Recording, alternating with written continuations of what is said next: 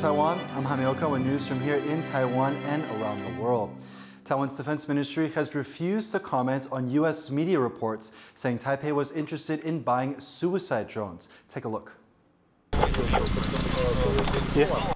An unmanned aerial system in Ukraine takes flight. Since Russia's invasion in 2022, Ukraine has been using drones like these to not only gather intelligence, but also to attack Russian forces. These kinds of unmanned, self-destructing aircraft, or suicide drones, offer a glimpse of what the future of warfare looks like, leading many countries, including Taiwan, to invest in this technology. One kind of drone making headlines is the Switchblade, a US-made suicide drone that can fit in a backpack. 台风岛无人机，它是美国在2012年左右开始进入服役，分成两个主要型号，一个是小型的300型，另外一个是大型的600型，两者差异主要是弹头的重量，还有就是航程的不同。 U.S. media outlet Foreign Policy cited unnamed sources saying Taiwan has sent letters to the Pentagon requesting similar drones. Taiwan's Defense Ministry has declined to comment on these reports. But Taiwan's push for unmanned systems is a relatively new strategy. Over the past 2 years, the country has invested heavily into developing its own drone technology and in purchasing these systems from the U.S. as Taiwan faces the threat of neighboring China. But purchasing new technology from overseas is eating away at Taiwan's defense budget. Legislators from the ruling Democratic Progressive Party, or DPP, say that if Taiwan wants to continue developing its drone strategy, it needs to first increase its defense budget. 使用无人机的频繁度跟使用的数量，还有使用的这些机型种类，那都是非常多元的。也就是说，它不应该是互斥的。我国提升我们的国防预算。As the war in Ukraine rages on, it's highlighting the increasingly important role drones are playing in warfare. And countries like Taiwan are racing to modernize their defenses and prevent a similar war from starting at all. Almost 30% of pregnant physicians in Taiwan are made to work night shifts. That's according to a new survey by the Taipei Doctors Union, and it's calling on the Health Ministry for better protections. Joyce Stung reports.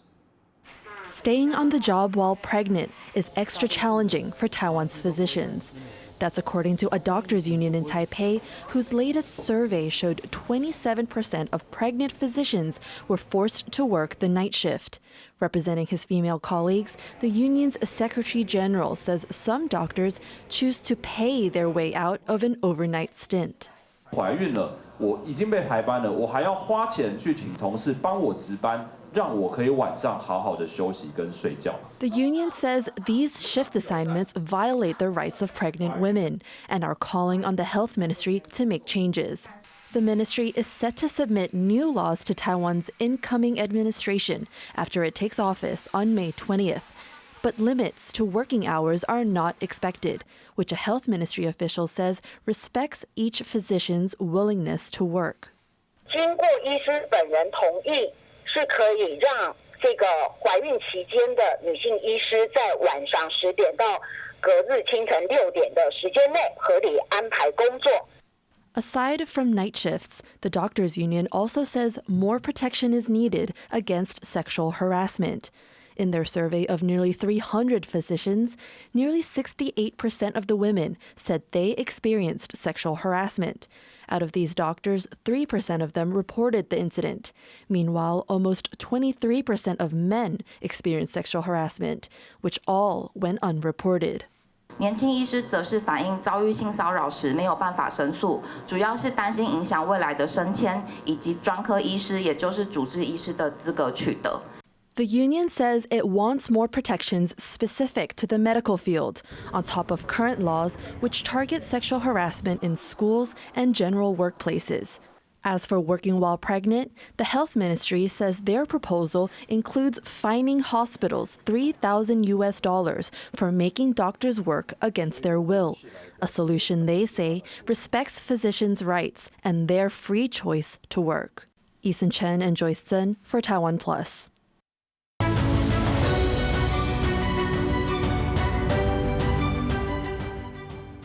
As Taiwan prepares to welcome a new president, the LGBTQ+ community looks back on the rights they've gained while President Tsai Ing-wen was in office. Reese Ayers reports.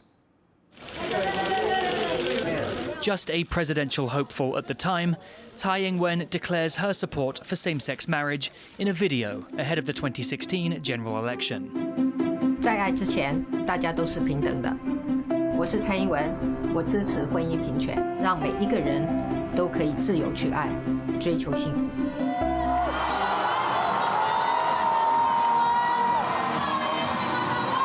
Tsai went on to win that election, beginning the most progressive era for LGBTQ+ rights in Taiwan's history.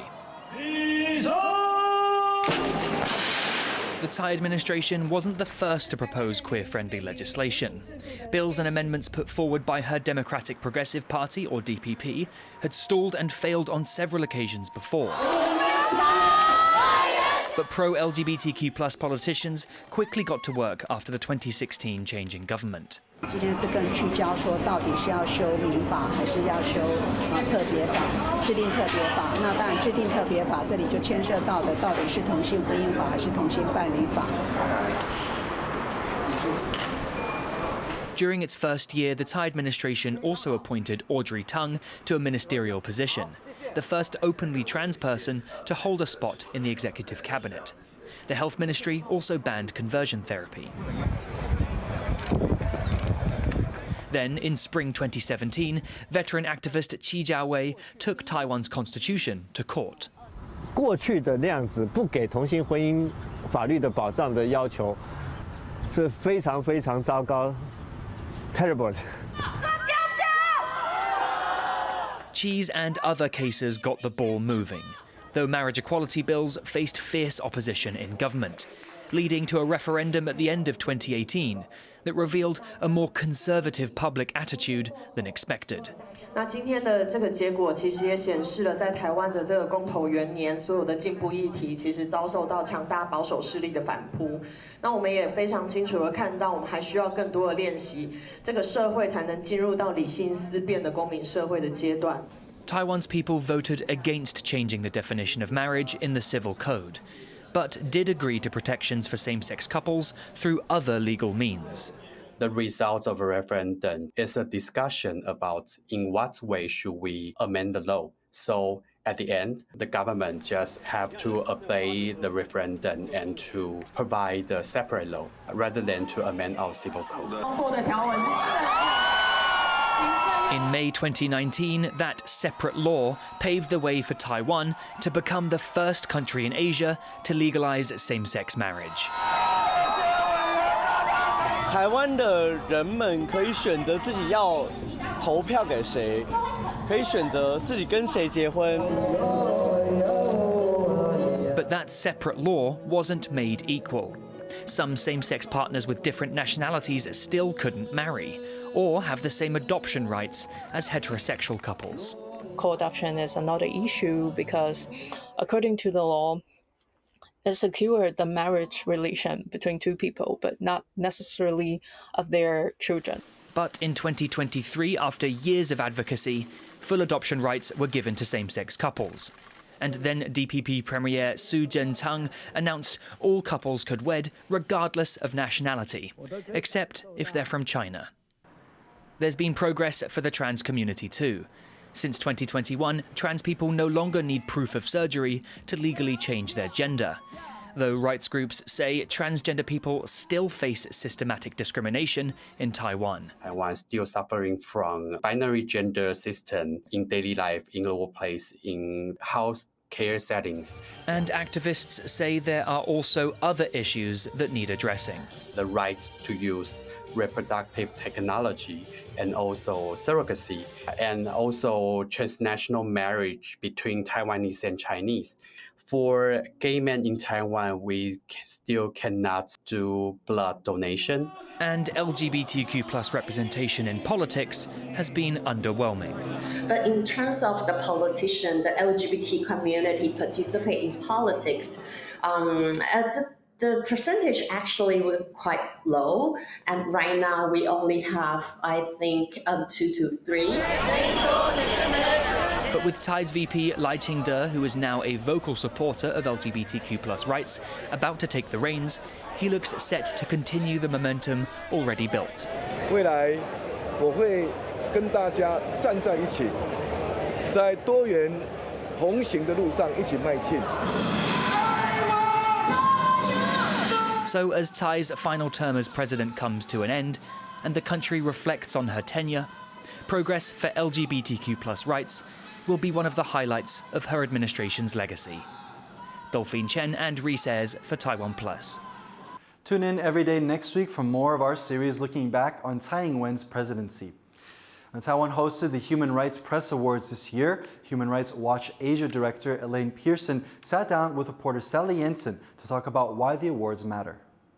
Hi Elaine, it's great to have you back in Taiwan, and you're here for the Human Rights Press Awards. Can you tell us a little bit about the winning entries this year? These awards are really to honour courageous human rights reporting all across Asia. So some of the award-winning entries include Al Jazeera for their reporting on the journey of Pakistani migrants from Pakistan to Europe. We also have other reporting on Afghanistan and women's rights, on military abuses in Myanmar as a result of the coup, and also really courageous reporting by Anitium on China and the White Paper protests for the first anniversary. So it's really about telling human rights stories in an innovative way and really honouring those investigative reporters who are sometimes putting their lives on the line to tell these stories.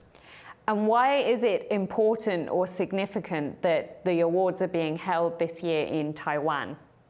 Well, I think it's really significant because previously these awards had been held in Hong Kong at the Hong Kong Foreign Correspondents Club. That is not possible anymore as a result of the national security law. So, you know, we're really looking to places that can be a bit of a bastion for media freedom in Asia. And I think Taiwan is one of those places where, you know, journalists have been able to report freely. It's also been a place where journalists covering issues in mainland China are now increasingly finding themselves located here. And so I think it's very fitting that, you know, this is a place where we host these awards and we talk about the concerns of rising authoritarianism, the spreading of disinformation, and how that is affecting the day-to-day work of journalists. Can you tell us about this inaugural category, Newsrooms in Exile? What does it mean and why is it important to honour? This is really to honour journalists who've been forced to flee their homes because they're at risk of arrest, detention. In some cases, journalists have been killed in places like Afghanistan and Myanmar. So the winners this year are Zan Times from Afghanistan, who've reported on the increase in female suicides of women who are choosing death rather than life under Taliban rule. And then the other winning entry is Frontier Myanmar. And Frontier existed inside the country up until the military coup. They've had to relocate to Thailand. And Frontier has been doing very courageous reporting about the military abuses since the coup, and also about the resistance forces, and documenting some of the atrocities that have been happening in the civil war in Myanmar. That was Elaine Pearson from Human Rights Watch talking to our reporter, Sally Jensen.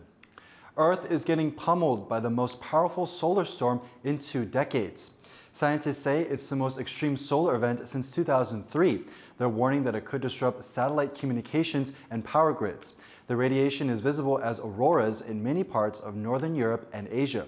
The effects of the storm could be felt for several days. Thank you for watching What's Up Taiwan. You can visit the TaiwanPlus website or follow our social media for more stories from Taiwan and around the world. Finally, we take you all the way to Battered in Albania to see this UNESCO-protected medieval castle. I'm Jaime Ocon. Take care, and we'll see you next time.